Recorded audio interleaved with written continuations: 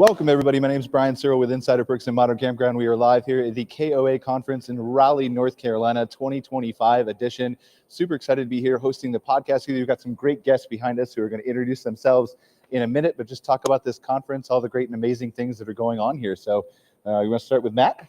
Yeah, so I'm Matt Stovold. You need the microphone, Matt. They can't hear you otherwise. I'm Matt Stovold with Campgrounds of America. I do franchise development up in Canada specifically. So I'm based in Ontario myself. I've worked with many different types of campgrounds, converting them into KOA and just helping our franchisees in Canada as well. Good afternoon. My name is Gwyn Wathen. I'm the Director of Marketing for Recreational Ventures Company. We own and operate 15 KOAs across the country. We're headquartered in South Dakota, and our reach is we have campgrounds from 60 miles north of New York City to the Oregon coast and then in between. Hi, my name is Brian McPeek and my wife Camille here. Hi, everyone. And we're from Coshocton, Ohio, KOA. We've been a KOA for 9 years, owned our property for 12 years, and we love it. In addition to camping, we also host a sunflower festival and a corn maze with wine tasting and beer tasting in it. And excited to be here at KOA Convention. I'm Samantha Chipperfield, and I am the General Manager of the Townsend Great Smokies KOA. I have been on my property for 30 years, and I have been a KOA for almost 19. Your last name is amazing. Chipperfield. I love it. My name is Mike Harrison with CRR Hospitality. We own and operate 14 properties across the country. We also do third-party management and consulting, and we have been a KOA for 6 weeks. All right, so Mike, you're a veteran of my podcast. I'm going to have you kind of go first here, but just as your first KOA convention here, talk about some of the things that you've seen, heard, learned about the KOA ecosystem. It's the same question to all you guys going around, but what's something that's made an impact on you this week at the KOA conference so far? Sure. I mean, obviously, our company, we've taken pride about developing our own branding and our own properties and our own marketing. And we reached out to KOA to help see if we could fuel inject a particular property. Our background is in the hospitality and hotel industry, so we have a lot of experience with franchise companies, Marriott, Hyatt, Hilton, over the years. And so this is our first foray into the franchise world and the outdoor hospitality industry. I'm very excited, to partner with KOA, and from experiencing my first convention, it doesn't disappoint. It offers the franchise support, that you would think you would need from a major franchise company. Marketing, operations, revenue management, all the different things that you can do to help leverage and enhance the property, especially since that's why we chose them, to see, inordinate growth. So we're pretty excited joining and partnering with KOA, and can't wait to see, after 7 weeks, maybe, what the KOA brand does for us. Awesome. Same question to you, Samantha, please. Like just something meaningful you've learned, seen, talked to somebody about the convention so far. Well, we've been blessed to be at several of these, and every year we come away with new ideas and always a sense of community and support from our leadership team, and just knowing that they've got your back is something that has been repeatedly shown, even after 19 conventions. So I have a unique question for you. You used to own your property, right? Yes. And then you sold it to KOA, and now you manage it. Is there a difference when you come to convention between when you were an owner versus when you were a manager? Like what you're seeking to learn or get out of it, or? Well, there's way more support. I mean, when we owned it prior to being in the system, it was just us four, myself, my husband, Mark, and his parents. So the decisions were ours. The money was ours. But knowing that there's so many different aspects of the leadership team has been just phenomenal in what we've been able to learn and accomplish. So, I'm very excited to be here and really appreciative and excited for the work that the home office folks are doing for our KOA.com and our direction for a better content management system, CMS, which I think will be a game changer for all franchisees. And also, I just feel really, what's the word? I have a loss for words here. With the awards, we just finished the session for the 50-year award. And it's just very inspiring to meet fellow campground owners who have been in the system, been loyal in the system for decades. And that speaks a lot with, what we get from being part of this KOA family. So, yeah.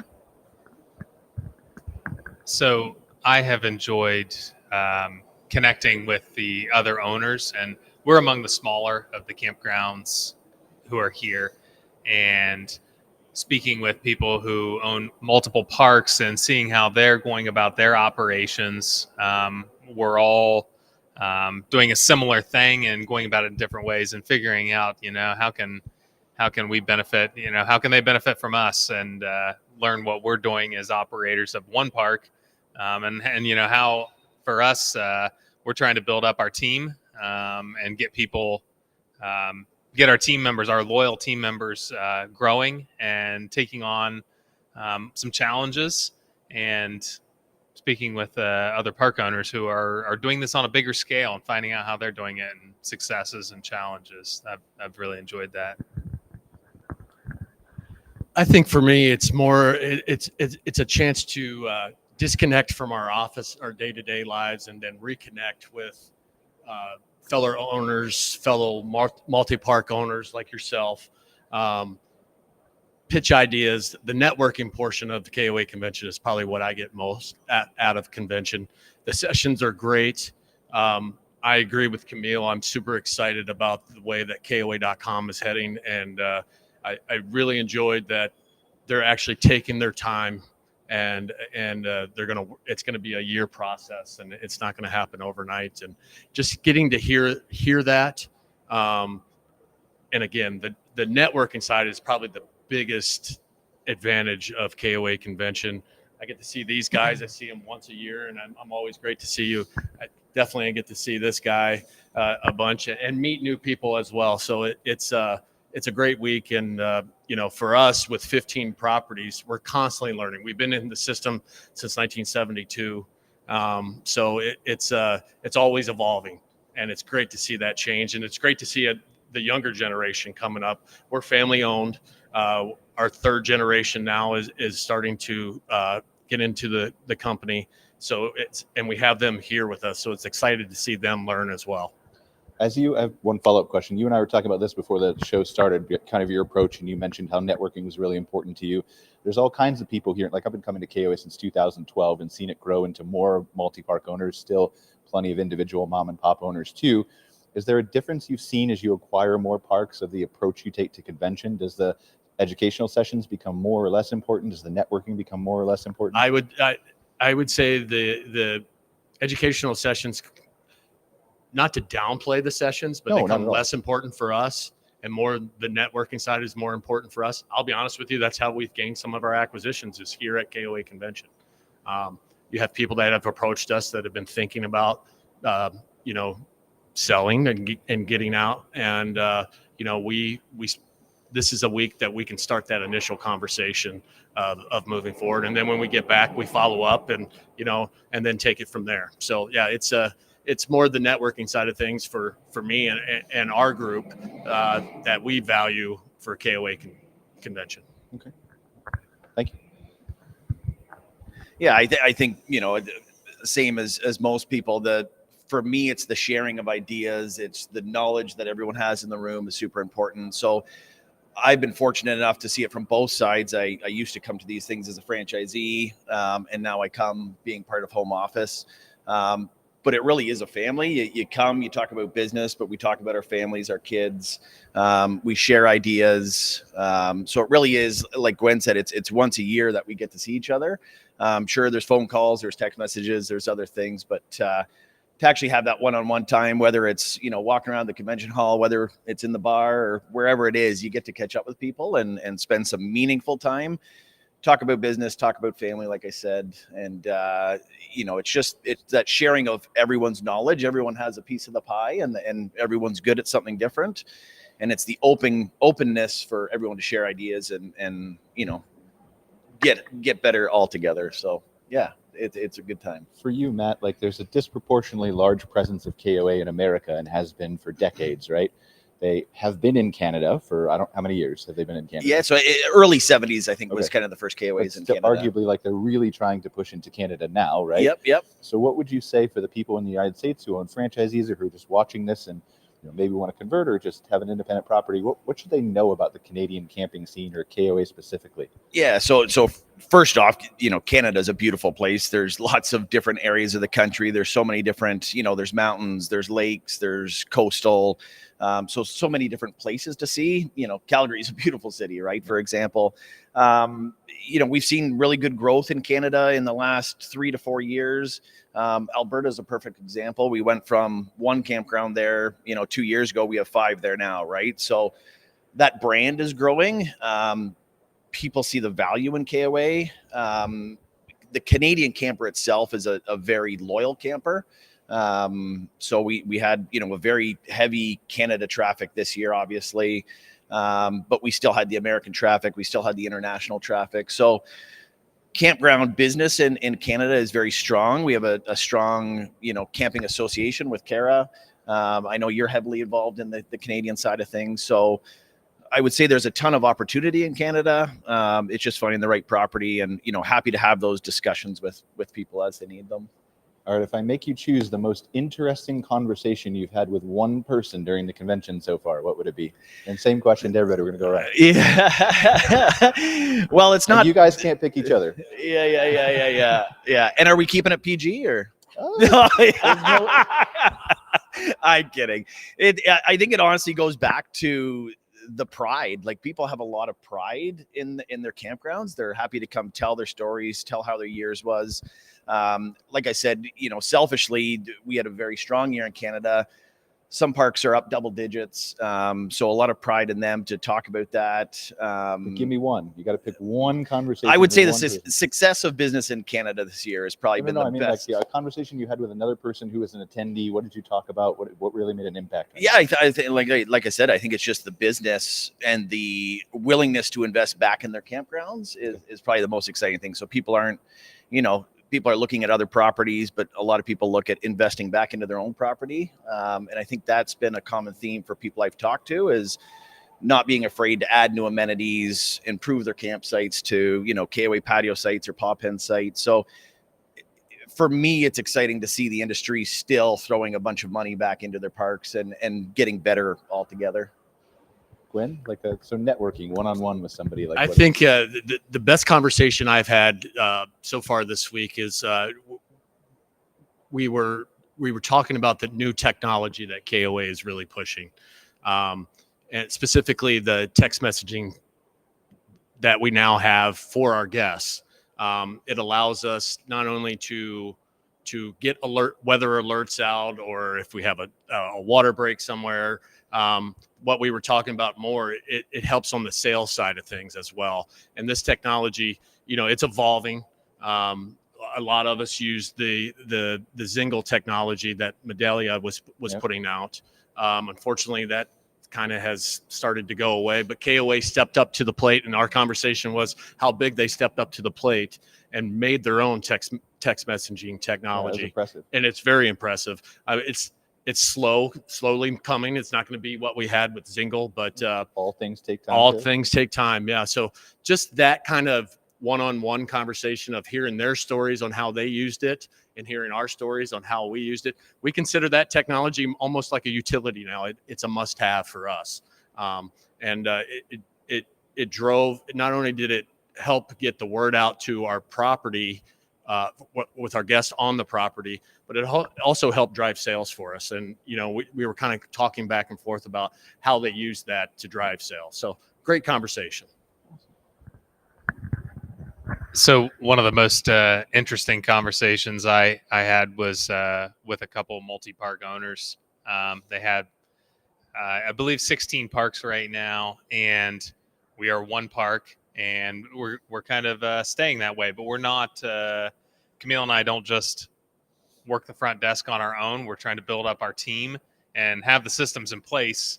If the opportunity would come along and we could have another one, or get into a different line of business, we're going to be ready with our team built up, our processes built up, and while our scale is a lot different, our challenges are still the same. And so I think this conversation kind of got me thinking about just our priorities this winter and building up our team and how valuable that is to us to have the life we want to have, and be successful in our business. So I have one more follow-up, and either of you can take it just about your campground specifically.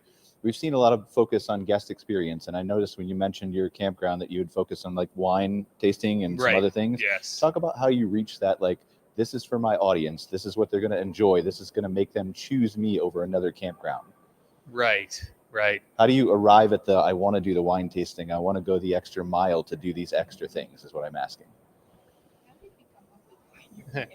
Well, I guess, and tell me if I'm not answering your question correctly, but we, when we first started our campground, we were basically starting from zero business, and it was an existing campground. We had so many campsites, and we needed to come up with some experiences that people were going to want to come to our park. We also didn't have a whole lot of money, so we couldn't just go out and put a water park in. And so we were trying to come up with things that fit our area. So our area had local wineries, and we found partnerships there and collaborated on these events that would give something for people who are staying with us, something to do, a reason to come, and a very unique experience, and collaborating with our local community. That was very important to us as well. Our campground is in my hometown, so I've got a lot of connections there, and we like being part of that. So Perfect answer. Yeah. Okay.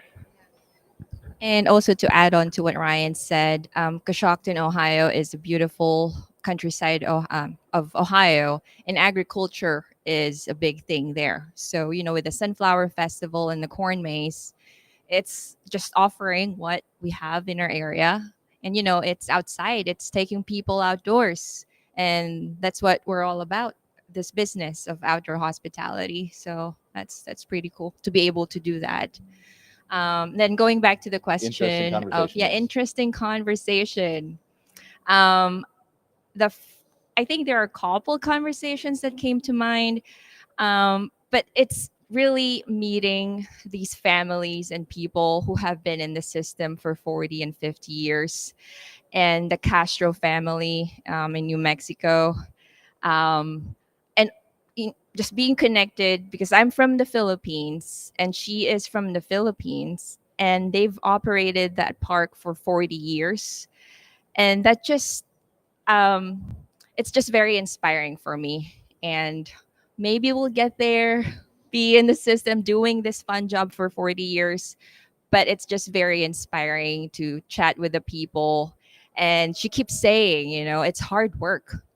You have to fix things quickly and taking care of people.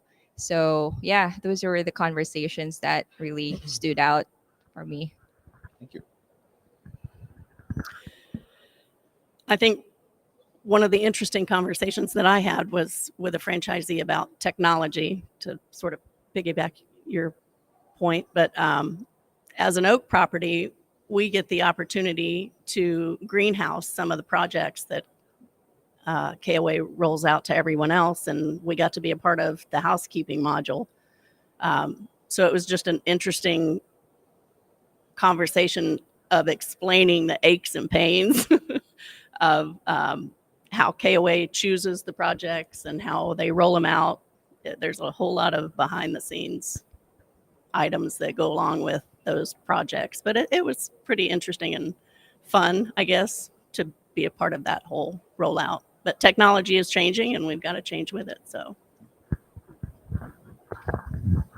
thanks. First off, are those KOA shoes? They are. Wow. Clearly. Are they only available in Canada? No, they released them a couple years ago at convention, right? Yeah. I'm definitely swag yearning. I need more KOA swag. I do have a KOA shirt on. Yeah, I bet she does. For us, interesting conversation. I'm going to say with my general manager who's here with us. I know that sounds a little boring, but it's, we're new to the system. We're not new to outdoor hospitality. And so the property, it's got a 4.8 on Google. It sits on the Colorado River. It's beautiful. It's a fantastic. It won property of the year for the state. So it's not like it's, decrepit, starving property. We do a very good job. But it's been interesting to talk with him because, we're sitting there huddling while we're looking at the award winners go up on stage and like, hey, have we thought about this? Or, so we're coming up with a lot of these new ideas.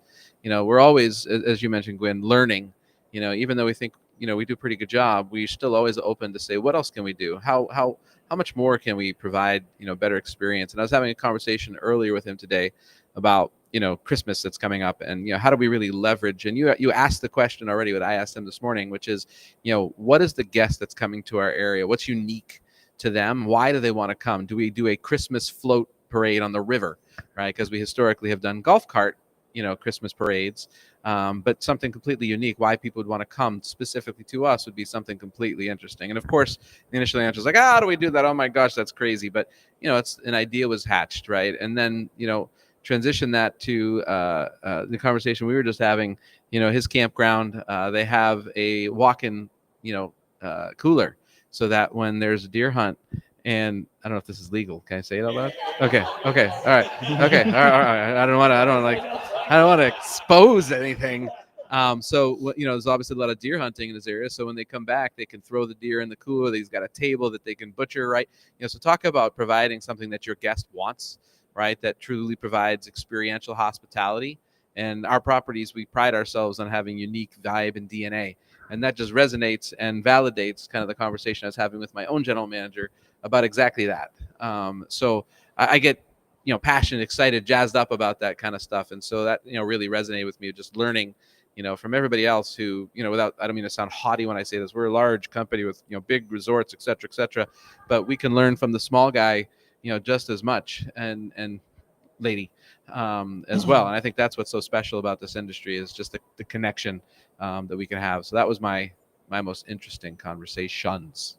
All right, so we'll do two more things here. I did this last week at Ojai on the podcast. I had each person ask a different person the question. So in other words, Mike can ask anybody here a question he wants, but nobody else, like if he asks Samantha a question, nobody else can ask Samantha a question. We'll do process by elimination. Something you want to know from somebody else in this group. Pick whoever you want.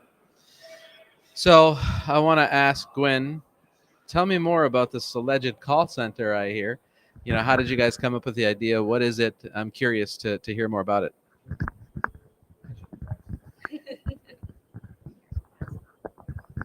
So just a little bit of background. We also, along with our 15 KOAs, we started a call center. It's called the Camper Reservation Center. And we originally started it for our 10 properties. We had 10 properties at the time. And basically what it's built for is when a guest calls the 800 number, and after the third ring, if it's not picked up at the property, it queues into the call center. And we have technology. Now we've grown to almost, we went outside of our properties and we have maybe 99 to 110 properties on the call center now, all KOAs. And we're there to answer the phone when they're not there. So for instance, when we were just talking, they're closed during the winter, but they allow us at the call center, the Camper Reservation Center, to pick up the phone. And it's not just reservations. People are calling for information. We have the technology to when the phone call comes in, the phone will ring of what property it is. And then our computer system, we developed a system it'll default to that property. And each property has given us all the information we need, from rates, from local attractions to cleaning procedures, you name it. We're ready to answer pretty much any question. The only reservations that we don't, or information that we don't give, is long-term information. So we have them call the campgrounds directly. But yeah, it's a great service. It evolved with just years ago of our properties not answering the phone, and with the amount of calls that we were missing, we thought we can start this. And it's like I said, it's evolved. Now the 800 number is going away in 2026. Right now it's based on the 800 numbers. And if the campground has a voice over IP phone system, we can use your local number to continue to answer calls. So it's a minimal charge of per call, per reservation. I think we're around $5 to $10 per reservation. Per call, excuse me, per call now. Yeah, there is a big difference. Yeah. We used to be just per reservation. Now I think it's about $5 per reservation. I could be wrong, but per call, excuse me. But it's a great service that allows, if you're closed during the winter, and if you winter in Florida, you don't have to worry about making reservations while you're wintering. We'll handle all that for you. So hopefully that answered your question. No, it does. Yeah. Selfishly, just curious about my own needs. Sure. Well, we can chat. Yeah. All right, Gwyn, so you can ask anybody else a question that you'd like to hear from anybody. I think one question I have, and I'll go to these guys because it sounds like they're very activity driven on your property. And, with 15 properties, we have 2 KOA resorts. We have several KOA holidays, and then we have some KOA journeys. What are you finding, and we're starting to see our business kind of change to where the millennials are now traveling. They're now camping. They're even bringing, if they've had children young, they're bringing their children as well. So we're trying to figure out on the activity side of things, what's the new best thing? Do we do something every weekend? We have campgrounds that do theme weekends every weekend. Is it more, and do you do themed weekends? And is it every weekend, or is it just once a month? We're trying to figure that dynamic out we have one property that does 9 Halloween weekends, and it's just it's the same thing every weekend. So how do we spice that up? So I'd be interesting to learn, just to see how you guys handle activities. Do you have an activity? We do have activity staff, but is it just activities, or are you guys going out and handling it, or is your front desk staff kind of chipping in? I just wanted to hear how you guys handle your activities. You want to take that Sure, to start, yes. Camille?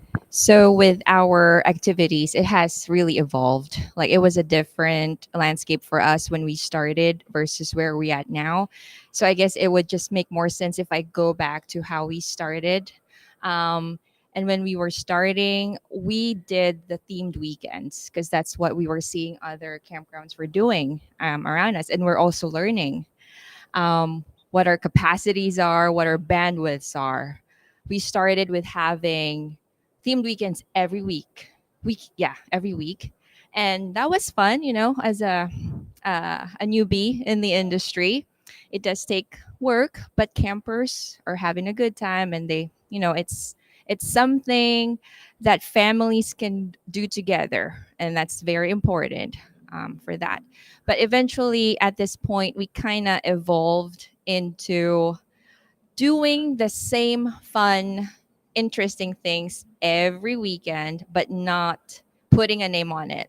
There's not a theme, but we'll have tie dyeing or ceramic painting, and I think the key is for us, for our market, is that it has to be like family oriented, where people can just spend time with their kids, grandkids, and have a good time. That's what I'm seeing is the main thing that works for activities. I also think passive activities, like a nature trail map, maybe a little free library perhaps in the park, would be enticing for the millennials. I am a millennial, so I don't know if that Wait. Also, yeah, something new that we did this season is we invited the Bugmobile to come to our campground. So this Bugmobile, which is actually an idea from Greg Emmert, shout out to Greg, our naturalist buddy. Right? Do you know Greg? Yes. Yes, absolutely. So he mentioned this Bugmobile that the Ohio State University has, and this is an airstream with insects, bugs in the airstream, and they toured different locations in Ohio and talk about I don't know, tarantulas, scorpions, and that was pretty cool. And we opened that up to the community as well because it's just meaningful for us. To open it up to our community, and that was fun. So if you have, I don't know, universities in your area of your park that would have like an interesting program like that, that may be something that you can outsource and still be fun. So yeah. That's you. You ask a question to anybody you want. Oh, well, you can't ask one to yes. Gwyn because he's already gone. So Okay. I can't ask him a question, right? is that a rule? Okay. All right. Mike made it up. He's the first timer. We got to honor his. Oh, sorry. Wait. So I can't ask you a question, right? Okay. Goodness. No, nobody asked you a question. Yeah. I can ask you a question. Well, how about a question for our Canadian friends? What is a trademark, since we're talking about activities, is there any like trademark campground activities in the region that's comes up to your mind that's fun? He said snow shoveling if you didn't hear that. But yeah, there's a lot of unique things in Canada that like I said earlier, we still do see a lot of US traffic, a lot of international traffic. So I think playing on what is special to Canada, whether that be maple syrup or poutine or those things to engage with that type of crowd. Gwyn mentioned the Halloween weekends in the fall is typically a colder time of year for us. So I know many campgrounds up there went from, we would hit our Labor Day and then it would be, okay, we're quiet until rewards weekend, appreciation weekend. But that Halloween weekend, every single weekend is full now at the campground, right? And it's a simple thing. And so specific activity, I don't know really one per se, but we all do a really cool thing for people. Bryce Kenny said it yesterday. He goes, he doesn't drive the monster truck because it's cool. He drives it for the 7-year-old kid that's screaming in the crowd, and maybe this is his only trip of the year, right? Or the dad that's sitting there with his family, and that is what they do. They go out and do that. So you guys provide that every single day. So I think anything that provides a memory for our campers is a really cool thing. So, we all do it for a reason. Obviously there's a business side to it, but I know you guys well, and there's a personal side to it too. Right. And so any experience, if it's activity or, something simple, like you said earlier, I think it's important to just make those memories for families. And, it's a affordable option for a lot of families. So it's cool that we are able to provide that. So whoever you want to ask. Beautiful. Well, you got 3 people left anyway. Yeah, maybe I'll go to Mike. We have our Camp Green program, which is, very important. It's, all about sustainability and how do we be better people in our community with water conservation or whatever it is. With your other properties, have you done anything on your own that has worked well that maybe KOA could learn from in that kind of green world, if you will?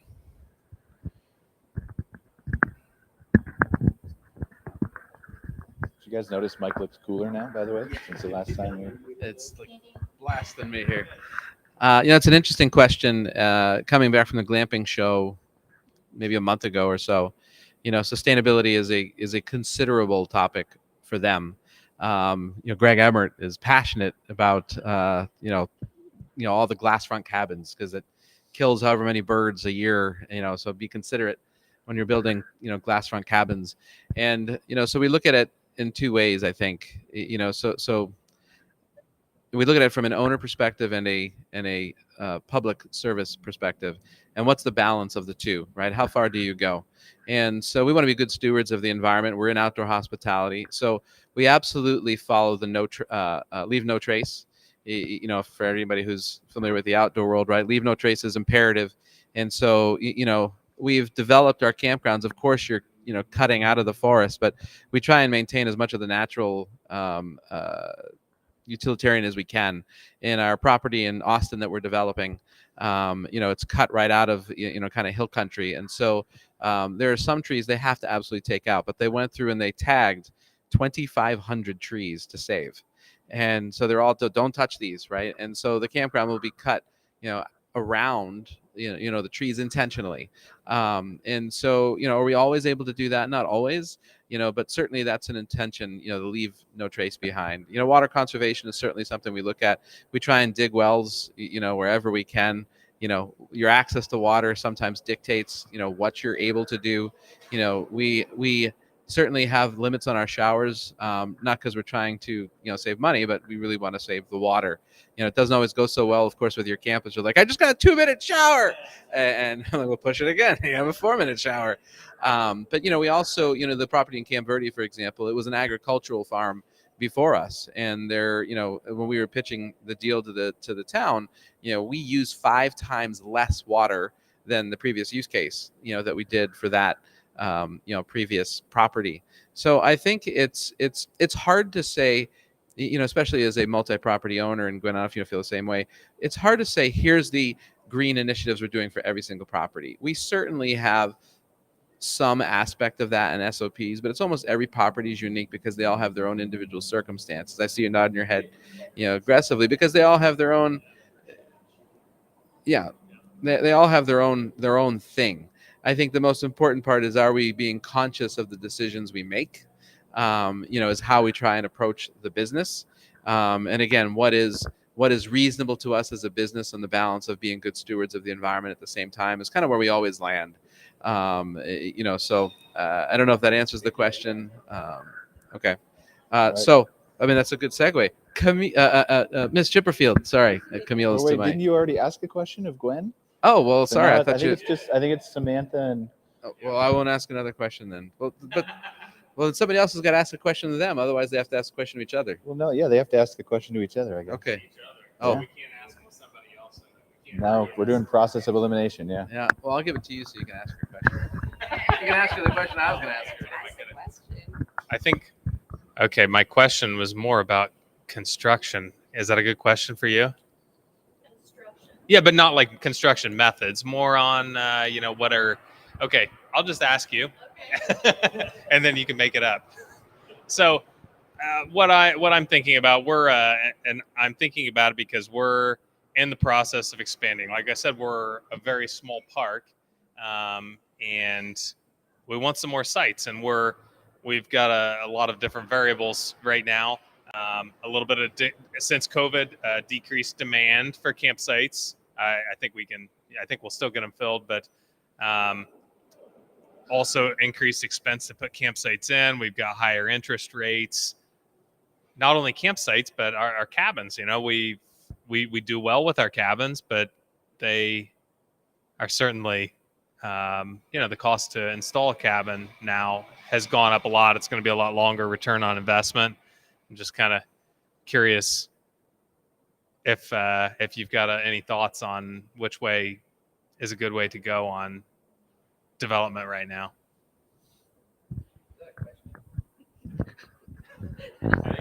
Don't give him a hard time. We too are a small park. We have 14 acres, 2 of which is retail frontage. We have a Marathon gas station, so we don't really develop that space. Every square inch is taken up. We've not been afraid to take sites out in order to improve existing sites and make the ROI better on those particular sites. We went In 2012, we took an entire section in the center of the campground. We had 21 sites and took 9 of them out in order to make deluxe patio sites and get the angling of them properly so we could grab more of that larger camper. So I just think that being mindful of what you do have and how you can we've resituated the whole campground from totally different than when we bought the campground. But just being mindful of where the trees are and how we had one motorhome site that you could only pull straight in because of the tree there. So we ended up completely reconfiguring it without having to take the trees out. But just, we can't go up really. But those deluxe cabins have really been a good investment for us. We take a site that brings in, like a tent site that brings in $12,000 or $13,000 in 1 year, and you turn it into a $60,000 a year site. So it's a little bit of pain up front, but the ROI on those is definitely worth the investment. Can I add to that even though it was my question? I was also going to ask you. Sure. No, I know. We're just trying to be fair. I can't help voice, myself. But we have a little bit extra time, so go ahead. Yeah. So I think it's a math question, right? And so, if you think about algebra, what's your X? And so, I think the answer is, what's your cost to expand? So, you have to build underground. So you talked about the ROI on the cabins, a longer term investment. Is it? Because once you start running your underground utilities and doing your paving cost and your grading, et cetera, what does that end up being cost per site versus what are you going to collect in revenue, on the back end? Whenever we build a pro forma, whenever we're consulting, we always advise first, have you added more cabins? Because it's you already have the existing utilities and you're just plopping, a not so cheap structure on there. But to her point, a cabin installed, depending on what level you get, right? If you want to get a fully, furnished park model cabin, with a restroom, you can get it for probably installed $70,000, or a nicer version, ours are around 110, but that's like luxury, right? So you can get one for 70, 80, 90, 100 grand installed. And if you're making 50, 60, 70 grand, your ROI could be a year and a half, right? As opposed to, your cost of development of site, depending on what that is for how much, where you're getting utilities from. Can you get your utilities? You have to go through extra permitting. It can be quite a headache. So, I think some of the answer to that question is, have you done the math? Number one. Number two is, do you know from a feasibility standpoint, to your point, you answered your own question, demand has been down. Do I want to put the risk in expanding and building more as opposed to maximizing, leveraging what I have right now and seeing what happens to the industry? We've paused we're on the sidelines right now from any more development. I'm sure you guys are feeling similarly. Construction costs and interest rates are just too high versus what they were versus expanding, maximizing, leveraging. So I hope that helps a little bit. All right, Samantha, you have a question for Ryan? What were you doing in your prior life? and what drove you to buy a campground? That is a very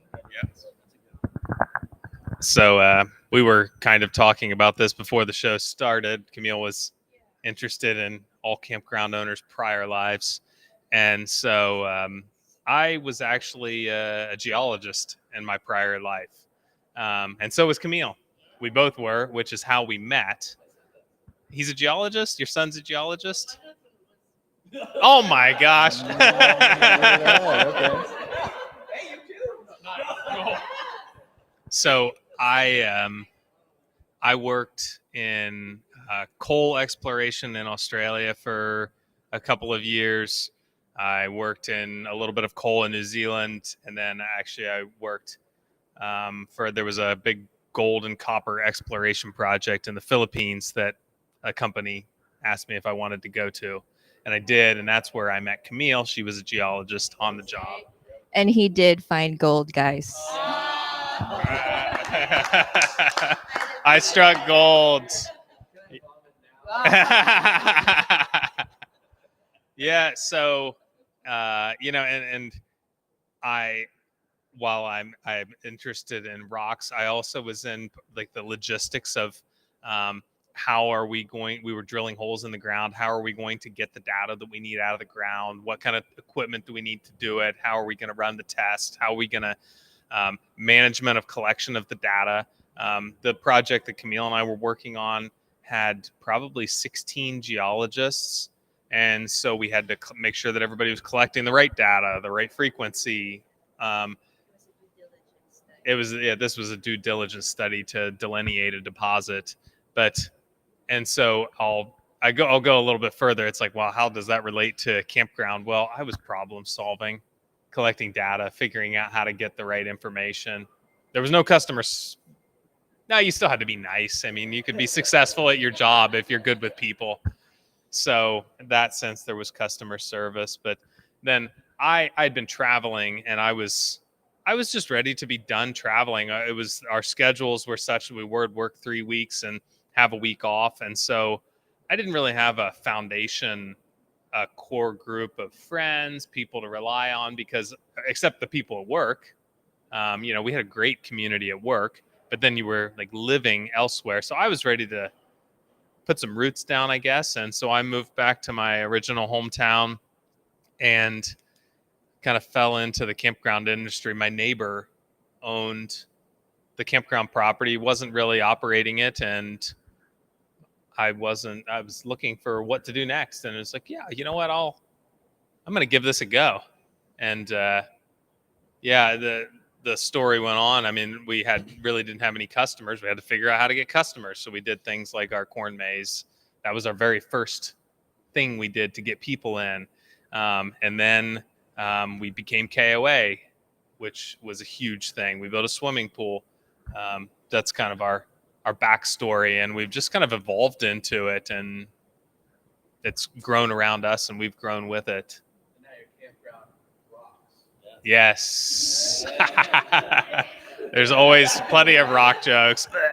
No. Okay. Oh, Oh, ahead. you have some input? Can I update my answer to the most interesting conversation I had Sure. here? Yeah. It's that one. Like finding out that there are geologists out there. And yeah, that's cool. You'll have to Yeah, ask, we'll have to. you'll have to ask Mark about his rock collection, because we My were son has a we rock were collection. just talking the other day. How are we going to offload this mineral collection? We don't do it anymore. All right, last question to everybody, and then we'll wrap up the show. We'll start with Matt. So what's one thing that when you come back to the 2027 KOA convention that you don't want to accomplish in your career or your work or with KOA or whatever, that you can say, I did this in 2026? Me personally, I think, we've been talking about tech and data a lot. Things change so quickly. Toby talked today about being proactive and rather than reactive, and KOA does a really good job of leading, seeing what's coming down the pipeline and capturing that before it's too late. So for me personally, and I know you're a professional in this, is just the world of AI, understanding that better. How can our franchisees use it, to simplify their lives, make things easier on them. But also, KOA's talked about how it directs them to certain websites, and Google operates differently now than it did a year ago, right? So, and I've been in your presentations before too, and you talk about how quickly AI moves. Like, you went from the internet to this in 20 years, and then the changes in the last 3 years have just been incredible. So if I come back in 2027 and I have an understanding of if you come back? No, yeah, Okay, when I come okay, back all right. in 2027, good catch. I think it's just to have a better understanding of AI and how it affects business. When I think of AI now, which, I type something in a chat GPT and it does something for me. That's what I know of AI right now, right? So I think if I can come back with the understanding, and I might have to lean on you to understand how it can help business is probably my one takeaway. Gwyn? We've this past year in 2025, we dove into revenue management, and we've really hit the ground running with that. So, I'm excited to see how we can hit the ground running now that we've what we've learned in 2025, we can use that in 2026. And by the time I come back in 2027, hopefully we can have a conversation like this, and maybe our company can help lead that conversation on what we did for rate. We're not going to give you all of our secrets, but how we used the new technology that KOA is putting out with K2 within K2, and just how it moved the needle for us from A to B. So I'm pretty excited about the direction we're heading with revenue management and commercial strategy. So it's going to be a game changer for us. We saw it change for us in 2025, and I'm excited to keep the foot on the pedal and move it forward for 2026. So by 2027, I hope to have some more answers and go from there. Brian? So we will definitely be back in 2027. Camille and I have missed a couple of conventions, and every time we've missed one, we've said we'll never miss another one again, just because of the value. But I hope that when we get back next year, we will have we've got our goals now for development of our team, building them up and taking some leadership positions to take that work off our plates so we can grow the business more, potentially. So I've got the time to do the math on building sites, campsites, cabins, whatever we do, but also have our team feeling really good about and confident with the work that they are doing. Like them to learn to decision making and be confident in what they're doing, that it's gonna come out all right. So strong team. That's what I want to come back 2027. Stronger team. We are strong. In addition to, a stronger team, I'd have to also say just a better understanding with AI and as a tool, and just knowing more about its impact to the environment and just being more aware of that. Because right now it's like no limits. Like we have all these answers in our fingertips, and we don't even use all of those answers that this generative AI brings to us. So I just want to be know more about it and how it impacts our environment and our mental health. So That seems to be the hot topic, AI. My dad was a computer programmer in the Air Force for 31 years. So I've always been good with computers and technology, and AI kind of scares me. There's just almost no limit to what we will be able to do, like you said, right at your fingertips. I hope that I can learn to utilize that in a way that will help me continue to grow relationships on the property and let the work take care of itself. Just being more available and open to entertaining our guests and making sure that they are getting the experiences that they come for. May I plug your company for a second, and then I'll answer your question? All right. AI, I've never heard of it. Sarcasm. So, this is Modern Campground Fireside Chats, but Brian is also the principal of Insider Perks. They do all of our marketing. And if anybody knows anything about us, along with Brian, innovated the first ever AI chatbot in the campground industry. And it's not like the Verizon chatbot where you get frustrated. You're like, speak with an agent. It's fully evolved, and he's hard to break. Rigsby. Campy for those that don't have it trademarked. Then evolved to roll out the first ever reservation AI agent. So there's never a busy signal. You never miss a call. You can take a reservation at 2:00. That isn't necessarily integrated with KOA, of course, but just examples of AI. And then going forward, Brian with Insider Perks is rolling out Camp Vantage, which go see him downstairs at the expo. But it's all about. Pay him for this, I swear. I know. Talk about that's why I asked if I could plug the company, but that's where you can really figure out, and we're leveraging that next year and put money in the budget around AI initiatives. We have, as a company, we have an AI mandate for 2026, and it's really about how do we leverage the technology. We're using it probably definitely more effectively than most already. But how do we continue to evolve both our property, but our experience for the guest, experience for our associates? Our vision statement is evolve the industry to the modern world, and so this is a huge part of that. So speak to him differently outside of this, and this is what he does. Sorry. And so there's your free plug. Now, what do you want to do in 2026? Yes. Okay. Sorry. I have a business and a personal goal. The business goal is I want to leverage, learn, and embrace the new brand that we've joined. So that we can absorb all the information, network, and partner with, great group of folks, so that we can come back and our property can win Rising Star. Right, like that's what I would love for the business to do. Is this is a wonderful decision and successful business choice that we've made. Personally, I want to continue to engage and contribute back to the KOA community, which is what I've really seen being introduced to it as a newbie.